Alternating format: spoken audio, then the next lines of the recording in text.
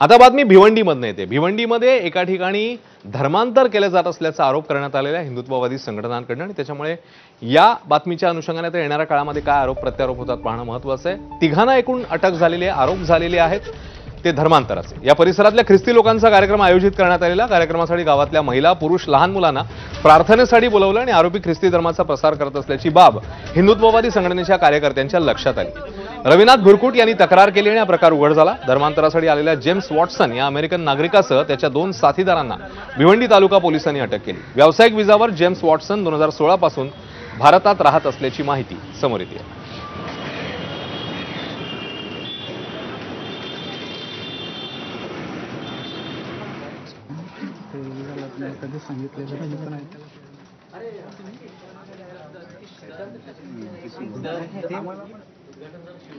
बातमी नाशिक